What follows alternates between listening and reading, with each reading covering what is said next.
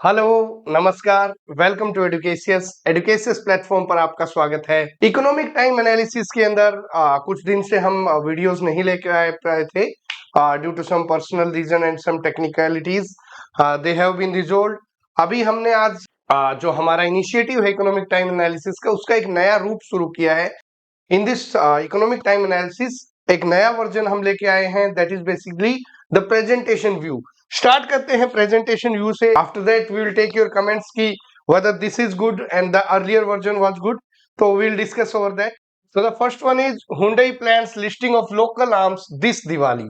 तो जो Hyundai company है, जो कि कार मैन्युफैक्चरर है, इंडिया की बहुत बड़ी कार मैन्युफैक्चर कंपनी है।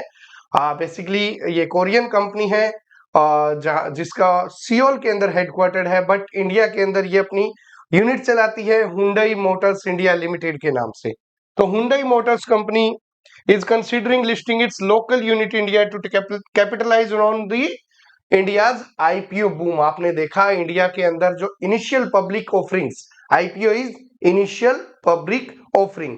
तो आईपीओ का जो बूम चला है, जैसे आपने देखा कि बहुत ज्यादा हाई लिस्टिंग गेन्स रहे हैं। अभी कुछ समय से हमने जो अभी आईपीओ की लिस्टिंग हुई, तो जो हुंडई मोटर्स इंडिया लिमिटेड है, हुंडई मोटर्स है, उसकी जो इंडियन सब्सिडरी है, इस आईपीओ बूम को देखते हुए इंडियन सेक्टर के अपने आप को हमारी जो स्टॉक एक्सचेंजेस है वहां पे लिस्टिंग करवाना चाहती है, so that it can capitalize on the IPO boom. ये बेसिकली जो आईपीओ लेके आ रही है, करीबन 3 डिकेड के बाद लेके आ रही है, करीबन 30 सालों के बाद लेके आ रही है। This move nearly 3 decades after the launch of Hyundai motor India limited. It could be the India's largest IPO also. आपने देखा था एलआईसी का बहुत बड़े लेवल का आईपीओ आया था, उसके बाद अभी ये इंडिया का लार्जेस्ट आईपीओ हो सकता है। अभी सिर्फ इनिशियल फेजेस में जस्ट कुछ टॉक स्टार्ट हुई है। The company is valued at 22 to 28 billion dollar and the IPO aims to raise 3.3 to 5.6 billion dollar through at 15 to 20% dilution. तो जो कंपनी की वैल्यू है Hyundai मोटर इंडिया लिमिटेड की, उसकी 22 से 28 मिलियन डॉलर इसकी टोटल वैल्यू है। ये इसके अंदर से 15 से 20% इक्विटी डाइल्यूशन करना चाहती है by way of initial public offering, so that would be approximately 3.3 to 5.5 billion dollar. India recently became the world's fourth largest equity market, surpassing the Hong Kong also. तो हम हांगकांग को पार करके भी equity की बात करें तो इक्विटी मार्केट में हम चौथे सबसे बड़े, फोर्थ सबसे बड़ी इकोनॉमी बन चुके हैं। If valued at the upper band of 28 billion dollar, Hyundai Motor India Limited will be worth more than Mahindra and Mahindra, Adani Power, Bajaj Auto. The plan envisions a Diwali listing between September and November this year. तो अगर ये plan successful हो जाता है Hyundai Motors India Limited का, तो ये Mahindra and Mahindra, Adani power, Bajaj auto, इनसे भी बहुत बड़ा एक आईपीओ देखने को मिलेगा हमें। और इनका ये प्लान है कि इस साल के अंत तक, जो कि दिवाली के सीजन तक, हम ये आईपीओ इंडियन मार्केट्स के अंदर लेके आ जाएं। Moving on to next. Next is RBI unlikely to change the interest rate. अभी आरबीआई की मॉनेटरी पॉलिसी कमेटी की अभी मीटिंग होनी है, उसके मद्देनजर ये न्यूज आई है। कुछ एनालिस्ट हैं, कुछ रिस्पोंडेंट्स हैं, जिनकी एक टीम बनाई गई, उनसे उनके व्यूज लिए गए before the monetary policy review committee है, उसके डिसीजन लिया जा सकता है आरबीआई के द्वारा। इस तरह से इकोनॉमिक टाइम्स ने कुछ रिस्पोंडेंट से व्यूज लिए। सो सबसे बड़ी जो बात है इंटरेस्ट रेट चेंज की, तो सभी रिस्पोंडेंट्स का यही मानना है कि इंटरेस्ट रेट के अंदर ज्यादा चेंज लाने की तैयारी में आरबीआई अभी नहीं है। बेसिकली जो मेन एम रहेगा आरबीआई का इस मॉनेटरी पॉलिसी रिव्यू में, वो रहेगा इन्फ्लेशन को, इन्फ्लेशन की तरफ टारगेटेड रहेगा, इन्फ्लेशन को बीट करने का ही रहेगा। अभी आपने देखा कि इंटरिम बजट आया था, तो fiscally prudent interim budget along with global monetary easing signs may lead RBI to soften its communication on the tight liquidity condition and maintain the repo rate at currently 6.5%। Interim budget के अंदर भी जो हमें कुछ fiscal prudence में major दिए गए, fiscal consolidation road map को ध्यान में देखते रहा गया। बात करें ग्लोबल सिनारियो की, तो ग्लोबल सिनारियो में भी जो आउटलुक है वो थोड़ा पॉजिटिव देखने को मिल रहा है। इसी के मद्देनजर जो आरबीआई है, जो अभी तक टाइट मॉनेटरी पॉलिसी किए हुए था सो दैट इन्फ्लेशन को कंट्रोल कर सके। तो उसके ऊपर ये अपना जो स्टैंस है, ये अपना जो रुख है वो सॉफ्ट कर सकता है। ज्यादा ये है कि जो रेपो रेट में हमें ज्यादा बदलाव देखने को नहीं मिलेगा, वो 6.5 ही रहेगी। रिस्पोंडेंट रेपो रेट और इंटरेस्ट रेट के ऊपर तो सेम व्यू रखते हैं, लेकिन किस बात पे डिफर करते हैं on the monetary policy stance, with two institution of forecasting to a neutral stance from the current withdrawal of accommodation stance। जो अभी रुख अपना रही है आरबीआई, वो जो विड्रॉल ऑफ अकोमोडेशन उसका नाम दिया गया है। क्या है, कोविड-19 के बाद आरबीआई को इकोनॉमी को बूस्ट अप करना था, इस वजह से आरबीआई ने जो हमारी बैंकिंग सेक्टर है, हमारी मार्केट है, उसके अंदर भी पैसा इंजेक्ट किया था, मनी इंजेक्ट किया था, और या फिर बोल दीजिए कि कैपिटल दिया था, सो दैट हमारी इकोनॉमी एक अच्छे स्तर पर आ जाए। लेकिन अभी हमारी इकोनॉमी एक थ्रेशोल्ड को पार करके बहुत अच्छी पॉजिटिव वे में चल रही है। तो ये जो इनका आउटलुक था, अकोमोडेटरी आउटलुक था, इसको विड्रॉल करने की तैयारी में है, और शायद एक न्यूट्रल रुख अपना सकती है, एक सामान्य रुख अपना सकती है आरबीआई। सामान्य रुख, एक न्यूट्रल स्टैंस अपनाने में आरबीआई को क्या फायदा होता है? It provides the RBI with the flexibility on liquidity management. तो इस रुख से आरबीआई को जो लिक्विडिटी मैनेज करनी होती है कि बाजार में कितना पैसा रखना है, वो करने में उसको एक सहूलियत मिल जाती है, एक फ्लेक्सिबिलिटी मिल जाती है। 2020-21 के अंदर आरबीआई ने बहुत ज्यादा लिक्विडिटी इंजेक्ट की थी कोविड-19 के मद्देनजर, but in April 2022 MPC move toward withdrawal of the accommodative stance. तो 2022 अप्रैल के बाद से जो मॉनेटरी पॉलिसी कमेटी की जो रिव्यू कमेटी है, वो बेसिकली जो ये अकोमोडेटिव रुख था जो मार्केट में आरबीआई ने इकोनॉमी को स्टेबल रखने के लिए लिया था, उसके विड्रॉल की तरफ बढ़ रही है। The banking system has faced deficit liquidity conditions with bank borrowing from RBI surpassing 3 lakh crore in January. बात करें बैंकिंग सेक्टर की, तो बैंकिंग सेक्टर के पास लिक्विडिटी क्रंच बहुत ज्यादा आ रखा है। इसी के मद्देनजर सिर्फ जनवरी के अंदर 3 लाख करोड़ रुपए से ज्यादा आरबीआई से बोरो कर लिए, और मार्केट से भी बोरो किए।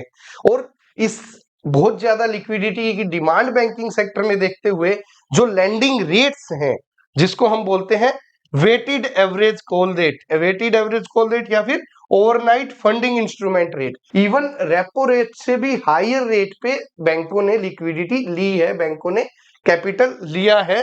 So it led to the tight liquidity has led to higher weighted average call rates and overnight funding instrument rate compared to the repo rate। तो मतलब आप देखिए क्या होता है, हम बात करते हैं वेटेड एवरेज कॉल रेट की।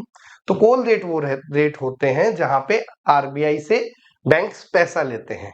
यूजुअली आरबीआई से बैंक रेपो रेट पे पैसा लेते हैं। कई बार ऐसा होता है कि बैंकों को बहुत ज्यादा कैपिटल की रिक्वायरमेंट रहती है, तो वो गवर्नमेंट सिक्योरिटीज के एवज में आरबीआई या मार्केट से पैसा लेते हैं। तो वो जिस रेट पे पैसा लेते हैं उसको बोलते हैं weighted average call rate. So it is borrowing from the RBI on the basis of government securities. So जनवरी के महीने में जब बहुत ज्यादा रिक्वायरमेंट थी, तो वेटेड एवरेज कॉल रेट का जो रेट था वो रेपो रेट से भी कहीं ज्यादा हायर था। Elevated money market rate have translated into higher rates on the commercial papers and certificate of deposit used by the firms and bank for fund raising।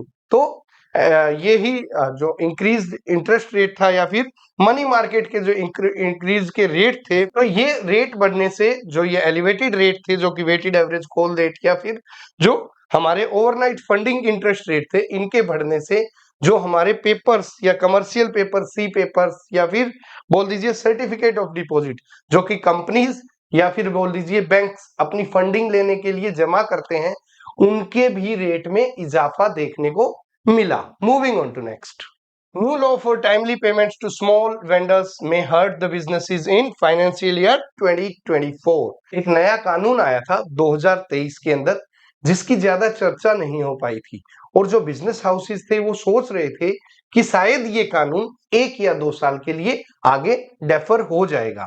लेकिन फाइनेंशियल ईयर 24 का जो budget आया है उसमें इसकी डेफर की कोई भी बात नहीं की है, जिसके चलते जो स्मॉल एंड मीडियम एंटरप्राइजेज हैं उनमें एक डर का माहौल बन गया है, उनमें एक फियर एटमोस्फेयर हो गया है रिगार्डिंग दिस फाइनेंशियल लॉ। क्या लॉ है देखते हैं। इस लॉ के हिसाब से those businesses which are failing to clear dues to small and medium micro vendors outstanding for over 45 days will incur a higher tax outgo where expenditure will be treated as income subject to the tax payment for financial year 2024-25। बात करते हैं क्या होते हैं। बड़ी companies होती हैं, उनके वेंडर्स होते हैं। Vendors basically micro small medium enterprise MSME बोल दिया जाता है, वो इनके वेंडर्स होते हैं।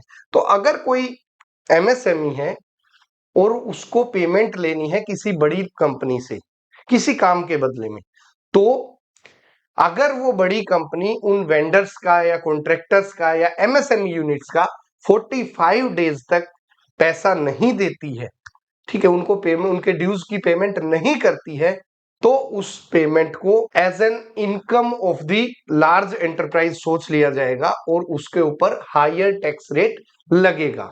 तो ये 2023 के अंदर एक लॉ आया था जिसकी अभी इंप्लीमेंटेशन हो सकती है।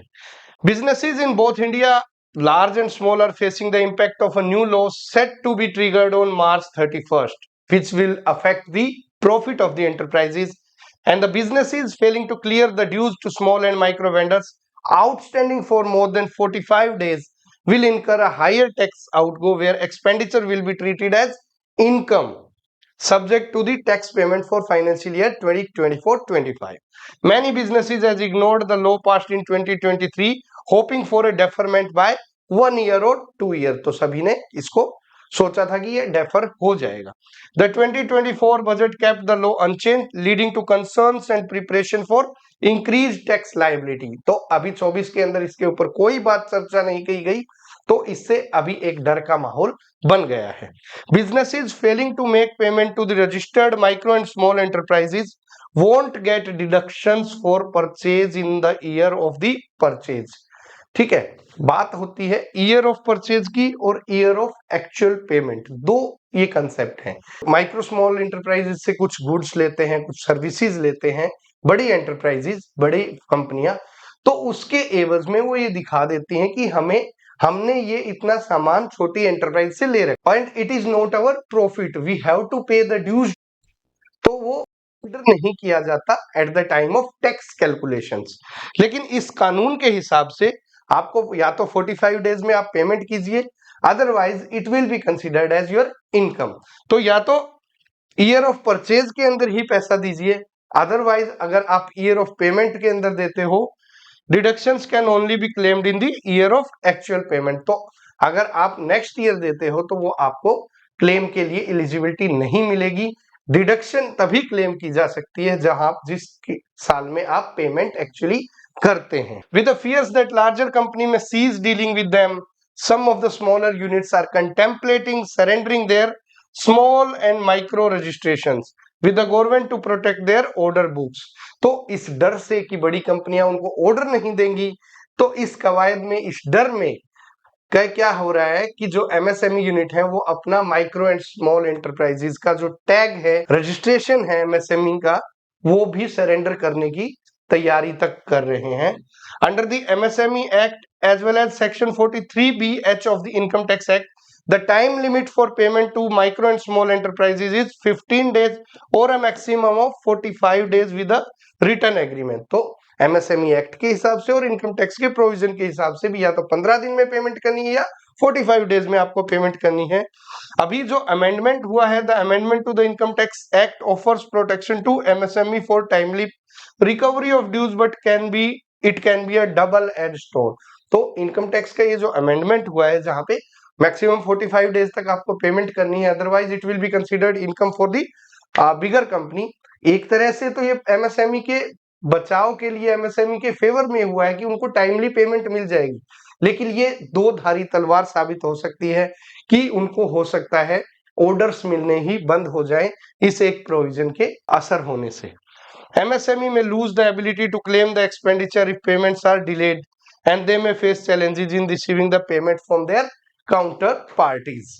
So this is the law which will be implemented. देखिए चार्टर्ड अकाउंटेंट्स या फिर बिजनेस हाउसेज कैसे इस चीज से डील करते हैं, बट ये रियलिटी होने वाला है 31 मार्च के बाद।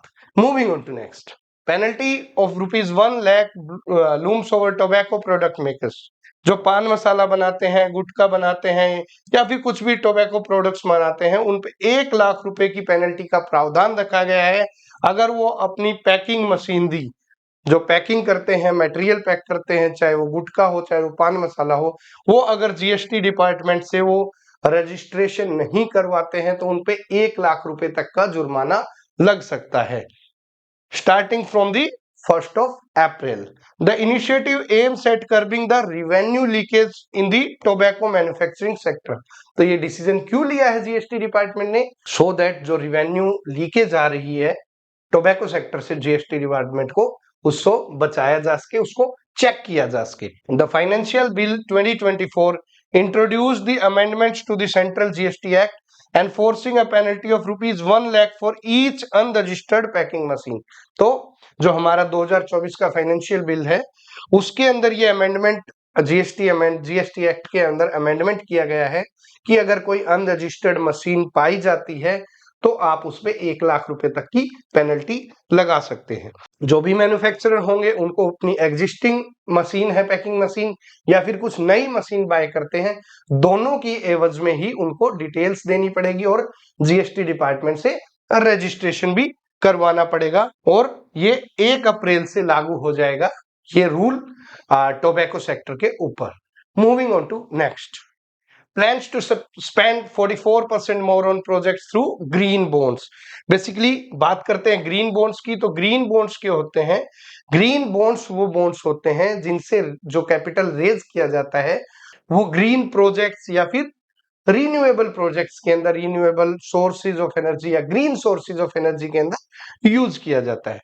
न्यूज क्या है? India plans to allocate nearly 44% more fund for green project and schemes in the next fiscal year, utilizing the sovereign bond proceeds to accelerate the clean energy initiative. News ये है कि इंडिया करीबन 44% ज्यादा fund utilise करेगा green projects और green energy schemes के ऊपर, जो हमारी सोवरेन बॉन्ड की जो स्कीम है सोवरेन बॉन्ड उसको यूटिलाइज करके। फाइनेंशियल एलोकेशन क्या है फाइनेंशियल ईयर 2025 के लिए? 32,062 करोड़, जो कि पहले की बात करें तो 22,000 करोड़ थी पिछले फाइनेंशियल ईयर में, या फिर हम बात करें करंट फाइनेंशियल ईयर में, उससे बढ़ा के जो फाइनेंशियल ईयर 2025 के अंदर ये जो आउटले है वो 32,062 करोड़ है। फंडिंग क्या रहेगी? फंडिंग बेसिकली सॉवरेन बॉन्ड है जो गवर्नमेंट के, उनसे इन ग्रीन इनिशिएटिव्स को फाइनेंस किया जाएगा। सॉवरेन बॉन्ड्स वो होते हैं जिसकी बॉन्ड की गारंटी सॉवरेन गवर्नमेंट के द्वारा ली जाती है, जैसे कि भारत सरकार के द्वारा ली जाती है। Government net zero emission target is, जो हमारा गवर्नमेंट का नेट जीरो एमिशन टारगेट है वो 2070 तक नेट जीरो कार्बन एमिशन का हमारा टारगेट था।